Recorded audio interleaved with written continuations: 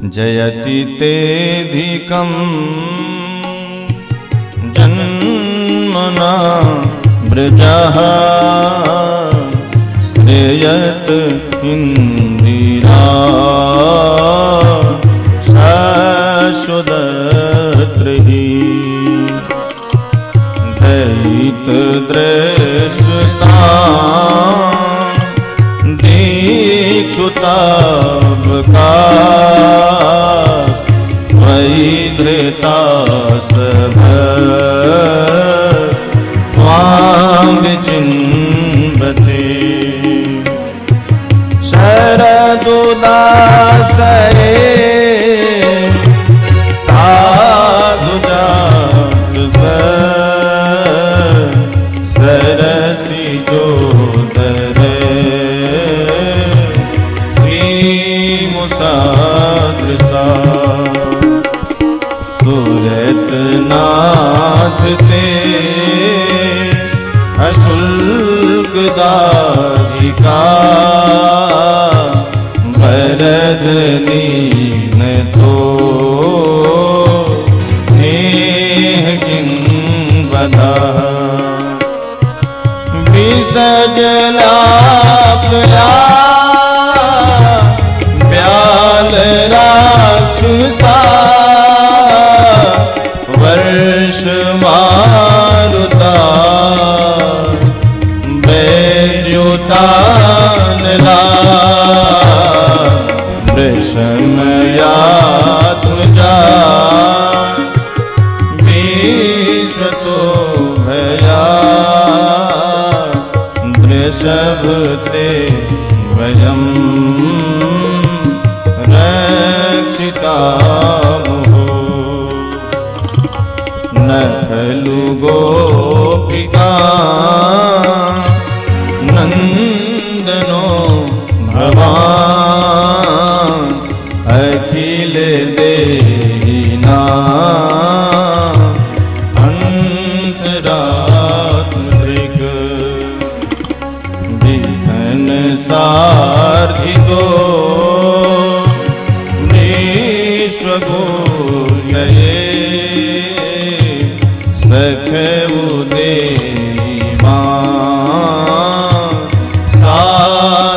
सात्वतांकुले विरचिता भयं वैष्णिदुर्यते चरणमीयुषा संस्कृते भया रसरोरुहम् कामदम् शिरसिधेना श्रीकरग्रहम् शिरसिधेना श्रीकरग्रहम्। गोपियाँ कहती हैं भगवान आपके आने से इस ब्रज की महिमा बढ़ गई है। अरे आप ना आते तो वृंदावन की महिमा को कौन जानता। आपके आने से लक्ष्मी भी यहाँ पर आकर के रमण कर रही है, लक्ष्मी भी विचरण कर रही है। प्रायः देखा जाए तो लक्ष्मी मैया चलायमान है, पर गोपियां कह रही है कि आपके आने से प्रभु लक्ष्मी भी आकर के यहाँ अचला हो गई है, स्थिर हो गई है। ये जो मानव शरीर है ना सज्जनों, अगर देखा जाए आध्यात्मिक पक्ष से तो यही ब्रज है। और इस ब्रज रूपी मानव शरीर की महत्वता तभी बढ़ती है जब हरि हृदय में आए, और जब भगवान नहीं आए तो फिर काहे का बड़े भाग मानुष तन पावा, फिर तो अधम शरीर ही कहलाएगा। तो इस शरीर में अगर इस हृदय में हरि प्रकट हो जाए तभी इस शरीर की महत्वता है। अच्छा एक बात और ध्यान रखिए, अगर हरि इस हृदय में आ गए तो लक्ष्मी भी हमारे घर को भर करके संपूर्ण भंडार व्यवस्थित कर देते हैं। जहां नारायण होंगे वहां लक्ष्मी तो आएंगी भाई। और हम लोग लक्ष्मी को ज्यादा चाहते हैं, नारायण की तरफ कोई नहीं भाग रहा है। इसलिए लक्ष्मी आती है, लक्ष्मी को मानोगे पूजा करोगे तो आएंगी, पर स्थिर नहीं रहती है, चलायमान है। क्योंकि अकेली आएंगी उल्लू में बैठ करके तो उल्लू बना करके जाएंगी। लक्ष्मी के दो वाहन हैं, एक उल्लू और एक भगवान के साथ गरुड़ में बैठ करके आती हैं। तो जब भगवान के साथ गरुड़ में बैठ करके आती हैं तो कुछ समय रहती हैं। अरे किसी देवी जी को अकेले बुलाओगे तो कितनी देर रुकेगी भाई? आएगी, बैठेगी, बार बार घड़ी देखेगी कि ऑफिस से आने का समय हो गया होगा, अब जाती हूँ, अब जाती हूँ। और अगर पति सहित आपने उनको बुला लिया तो फिर पति को इशारा करेंगे, अरे रुको थोड़ी देर चलते हैं, रुको थोड़ी देर चलते हैं, तो थोड़ी देर रुकेंगे। इसी प्रकार लक्ष्मी नारायण की आराधना की जाए तभी दोनों आते हैं। इस मानव शरीर में अगर हरि प्रकट हो गए तो लक्ष्मी जी को तो आना ही है भाई। जो हम लोग लक्ष्मी के पीछे भाग रहे हैं, संत महात्माओं को देख लीजिए, जितना लक्ष्मी से दूर होते हैं उतना ही पीछे आती है। हमारे बड़े स्वामी जी सरकार छपड़ौर वाले श्री महाराज जी जहां जाते हैं वही एक आश्रम बन जाता है। अब बताइए, जबकि वो कभी किसी से ना कुछ कहते हैं ना कुछ मांगते हैं, बस तपस्या पूजा पाठ जहां कुटिया बना करके करने लग गए, वहीं देखा जाए तो 2-4 दिन में आश्रम खड़ा हो करके तैयार हो जाता है। तो संत महात्माओं के पीछे लक्ष्मी भाग रही है और हम लोग लक्ष्मी के पीछे पड़े हैं तो दिन रात भाग रहे हैं लक्ष्मी के लिए, कहीं आज यहाँ, कहीं कल वहां, कहीं वहां। बोलिए सदगुरुदेव भगवान की जय हो, लक्ष्मी नारायण भगवान की जय हो। तो गोपियां कह रही हैं कि भगवान आपके आने से ब्रज की महिमा बढ़ गई है और लक्ष्मी भी यहाँ आकर के विचरण कर रही है। आपका अवतार हुआ है भक्तों के ऊपर कृपा करने के लिए, उनके मनोरथ पूर्ण करने के लिए। और भगवान ये कैसा व्यवहार आप हमारे साथ कर रहे हैं, हमें अतृप्त अवस्था में छोड़ करके चले गए। अरे बिहारी जी, हम आपके विरह को नहीं सहन कर पा रही हैं।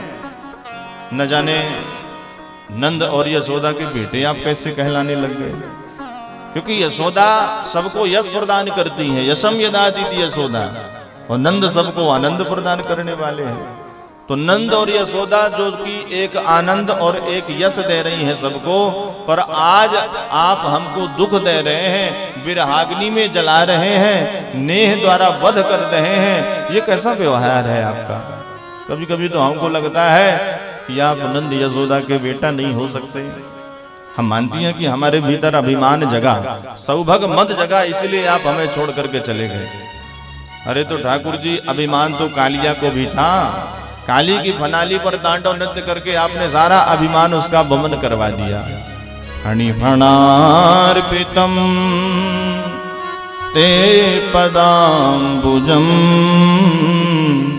कृणुकुचे सुनः क्रंधिरे क्षयम्। काली के फनाली पर तांडव नृत्य करके जैसा उसका अभिमान आपने चूर चूर कर दिया, वैसे हमारे हृदय में भी अपने चरणों का प्रहार करो ना, हमारा भी अभिमान दूर हो जाए। क्योंकि हमारे हृदय में भी अभिमान जाग गया ना। पर सरकार, अगर अब नहीं आए तो आपके विरह में हम मर जाएंगे। अरे आपने हमारी रक्षा करी इंद्र के कोप से, न जाने कितने राक्षसों से आपने हमको बचाया, दावाग्नि से बचाया, और आज आप अपने विरह में हमको मारना चाहते हैं। ये भी तो एक बद कहलाएगा। भगवान नेह किम बदा, अपनी विरहाग्नि में आप हमें मार डालोगे। इसलिए सरकार, अब दर्शन दो, अब नहीं रह सकते। आपको लग रहा होगा कि मेरे से प्रेम तो दशरथ करता था, मेरे विरह को सहन नहीं कर पाया, और तुम लोग प्रेम भी करती हो, अभी तक सुरक्षित भी हो, जीवित भी हो। अब गोपियां अपने में ही प्रश्न करती हैं, अपने समाधान कर लेती हैं। तो सरकार, हम आपसे पूछना चाहते हैं कि क्या जानकी जी आपसे प्रेम नहीं करती थी?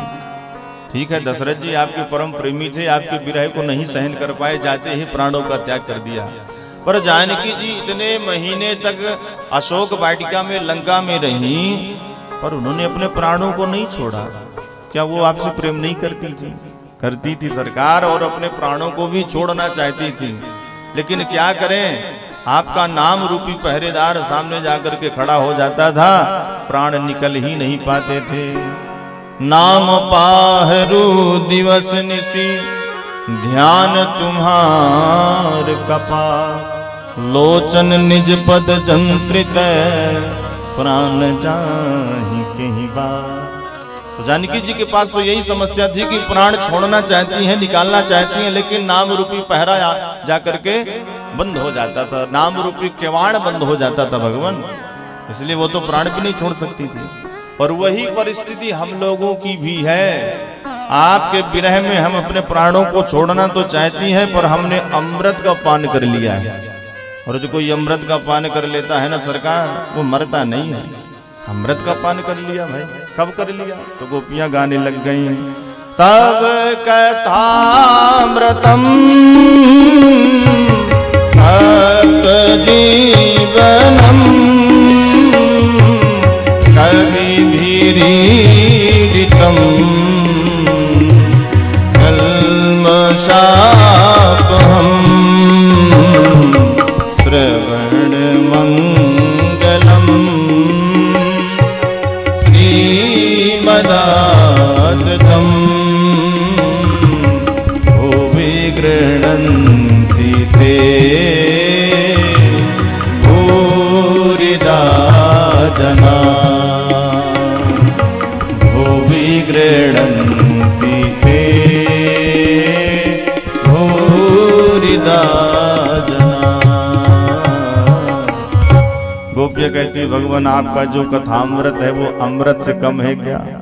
अरे अमृत से तो बढ़कर के है। परीक्षित ने तो अमृत को भी ठुकरा दिया कथा के लिए। दर्शन करिए जरा, श्री परीक्षित जी महाराज भगवान की कथा के लिए अमृत को ठुकरा दिए। अमृत जानते हैं, भगवान को कई अवतार लेने पड़े अमृत निकालने में, उस अमृत को भी ठुकरा दिया। हम लोगों के पास अगर अमृत आ जाता तो कथा वथा किनारे करके अमृत पी करके अमर हो जाते, होता कि नहीं? अरे आज तुच्छ वस्तुओं के लिए हम कथा को किनारे कर देते हैं, कथा का समय बदल देते हैं। तो अमृत मिल जाने पाए तो क्या होगा भाई? अमृत मिल जाए तो हम तो कथा वथा सब छोड़ देंगे, सब किनारे कर देंगे। बोलो राधे राधे। गोपियां कह रही हैं कि अमृत से बढ़कर के आपकी कथा है सरकार। जो कोई आपकी कथा श्रवण करता है उसका जीवन दिव्य बन जाता है। श्रवण मंगलम, श्रवण करते ही जीवन मंगल हो जाता है। सारे कलमश समाप्त हो जाते हैं, सारे ताप प्रक्षालित हो जाते हैं। भगवान हमारी दृष्टि में दानी तो बहुत हैं। कोई स्वर्ण दान करता है, कोई भूमि दान करता है, कोई वस्त्र दान करता है, कोई अन्न दान करता है, पर हमारी दृष्टि में सबसे बड़ा दानी वही है भगवान जो आपकी कथा का दान करता है। सज्जनों, इसीलिए कथा श्रवण करने का बड़ा फल होता है। जो कथा दान करता है ना, लोगों को कथा सुनवाता है, उसको बड़ा पुण्य मिलता है। इसलिए यह साप्ताहिक विधि की कथा का इतना महत्व है कि कोई एक बार सुन ले कल्याणी हो जाए, क्योंकि उसके श्रवण करने के साथ साथ न जाने कितने लोग बैठ करके उस कथा को श्रवण कर रहे हैं भाई। तो ये कथा का दान ही तो है। आज उर्मलिया जी अगर कथा का आयोजन ना करते तो हम लोग आकर के कथा क्यों गाते, आप लोग बैठ करके क्यों सुनते? तो ये बड़ी महिमा है कथा की। भूरिदा जना, गोपियों ने कथा जो कोई दान करता है उनकी बड़ी बड़ाई करी है कि सबसे बड़ा दानी वही है सरकार जो आपकी कथा का दान करता है।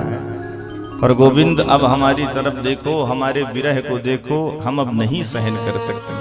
श्री सुखदेव जी महाराज कहते हैं गोपियों ने यहाँ पर गीत गाया, गाने में भगवान नहीं मिले तो फिर बहुत रोया। इति गोप्यः प्रगायन्त्यः प्रलपन्त्यश्च चित्रधा रुरुदुः सुस्वरं राजन् कृष्ण दर्शन लालसा।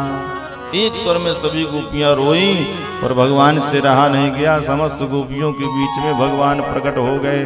बोलिए बांके बिहारी लाल की जय हो, वृंदावन बिहारी लाल की जय हो। दासा महावीर वो छोरी इसमें मान मुखाम बुझा पीतांबर धरा सृगवी साक्षात मनमथ मनमथ। भगवान प्रकट हो गए पीतांबर ओढ़ करके।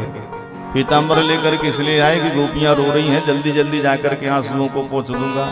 और जैसे ही भगवान प्रकट हुए ऐसा सभी गोपियों को लगने लग गया जैसे मृत शरीर में प्राण आ गया हो। प्राण मिमागतम, चारों तरफ से सब घेर करके बैठ गए। किसी ने हाथ पकड़ा, किसी ने पैर पकड़ा, किसी ने भगवान के स्वरूप को, शरीर को ही पकड़ लिया। अब नहीं जाने दूं कि तुमको छलिया, न जाने कहां कहां चले गए, कहां कहां हमने तुमको नहीं खोजा, कहां कहां नहीं ढूंढा। इतना तुम्हारे लिए रोई, इतना तुमको याद करी। तुम बड़े निष्ठुर हो, बड़े छलिया हो तुम। नाम तो तुम्हारा मनमोहन है, पर बड़े निष्ठुर हो तुम। भगवान ने कहा, गोपियों, जैसे तुम मुझे याद करके रो रही थी ना, वैसे मैं भी याद कर रहा था, मैं भी रो रहा था। क्योंकि मेरा तो स्वभाव है, मेरे भक्त जैसे मुझे भजते हैं वैसे मैं उनका भजन करता हूँ। कोई रो करके मुझे याद करता है तो मैं भी उसे रो करके ही याद करता हूँ। कोई मेरे से झगड़ा करके मेरा चिंतन करता है, मुझे गाली देता है, तो मैं भी उसके लिए शत्रु बन करके प्रकट हो जाता हूँ। तुम लोग रो रो करके जंगल के बीहड़ों में विचरण कर रही थी, मुझे खोज रही थी, मैं भी तुम्हारे विरह में रो रहा था देवियों। गोपियों ने कहा, नहीं नहीं, तुम झूठ बोलते हो। अगर तुम रो रहे थे तो फिर अंतर ध्यान क्यों हो गए? तब भगवान ने कहा, देखो देवियों, तुम्हारे मन में अभिमान आ गया था। तुमको ये लगा ना कि मैं इसी सरल तरीके से मिल जाऊंगा। अरे मुझे पाना बड़ा कठिन है, बहुत कठिन है मुझे पाना। पर कभी कभी ऐसा होता है ना कि जो वस्तु सरलता से मिल जाए उसका उतना महत्व नहीं होता है। जो जितनी सरलता से मिलती है वस्तु, उतना ही महत्व हम लोग नहीं समझते। और जो जितनी कठिनाई से मिले, जितने परिश्रम से मिले, जितनी महंगी मिले, उस पर हमारी नजर चढ़ जाती है। भाई ये बड़ी महंगी है। उदाहरण से समझो, ये बताइए, लोहा बड़ा सस्ता मिलता है, पर लोहा की इतनी महत्वता है क्या? और हीरा, हीरा तो करोड़ों में मिलता है, पर हीरा की बड़ी महत्वता है। कोई हीरे की अंगूठी पहन करके आ जाए तो बार बार आप देखोगे, कहोगे भाई हीरे की अंगूठी है, करोड़ों की पहन करके रखा है। अच्छा एक बात बताइए, आपके पास अगर हीरा ना हो, मेरे पास तो नहीं है, अब हो सकता है उर्मिला जी के पास हो या आप लोगों के पास हो, पर ये बताइए अगर हीरा आपके पास नहीं होगा तो आपका काम नहीं चलेगा क्या? बताइए। मैं तो भाई 35 वर्ष का हो गया, आज तक हीरा नहीं पाया, पर मेरा काम चल रहा है, बढ़िया से चल रहा है। तो बिना हीरे के काम चल सकता है ना? चल रहा है ना? अच्छा, अब बिना लोहे के, बिना लोहे के किसी का काम चलेगा? नहीं चलेगा ना। बिना लोहे का किसी का काम ही नहीं चल सकता, क्योंकि किचन से लेकर के जहां तक देखा जाए तो लोहा ही लोहा है। हमारे पांडे जी बैठे हैं, लोहे की कुर्सी में ही बैठे हैं। ये माइक है तो लोहे का ही है, रोटियां बनती हैं तवा लोहे का ही है, आजकल चूल्हा भी लोहे का ही हो गया है। और जितने भी घर में बर्तन है सब स्टील के, तो लोहा ही तो है। तो लोहा के बिना काम नहीं चल सकता, पर हीरा के बिना चल सकता है। पर हीरा को हम इतना महत्व दे करके रखे हैं कि लोहे से कई गुना ज्यादा। अरे लोहा है, हो गया, मिल जाएगा। लोहे की उतनी कदर हम लोग नहीं करते, पड़ा है तो पड़ा रहे। पर हीरा अगर थोड़ा सा भी किसी का एक कण भी गिर जाए तो प्राण सूख जाते हैं। अच्छा, जिसके बगैर काम चल रहा है उसकी इतनी महत्वता, और जिसके बगैर नहीं चलने वाला उसकी कोई महत्वता नहीं है। समझिएगा, जिसके बगैर काम नहीं चलने वाला उसकी कोई महिमा नहीं है, कोई महत्व नहीं है। पर जिसके बगैर काम चल सकता है उसकी इतनी महत्वता बना करके हम लोग रखे हैं, ये क्या कहा जाए। अरे भाई हीरा है, भाई सोना है, भाई अरे सोना के बिना भी काम चल जाएगा, हीरा के बगैर भी चल जाएगा, पर महिमा बहुत है भाई उनकी। उसी प्रकार भगवान समझा रहे हैं कि जो वस्तु सरल तरीके से मिल जाती है उसका महत्व नहीं रहता है, और जो कठिनाई से मिले, बहुत महंगी मिले, बहुत पैसा लगा करके मिले, उस पर हमारी नजर टिकी रहती है कि फलाने महाराज आए, भाई इतना पैसा लेकर के आए हैं, चल करके सुनो कोई जोरदार कथा होगी। अब कोई महाराज बिना पैसा के आ जाए, अरे हो गया, ऐसे ही है, उसकी महिमा नहीं होती है, उसकी महत्वता नहीं होती है। नजर हमारी तभी उस पर टिकती है जब कोई महत्वता समझ में आती है, जब वह महंगी हो।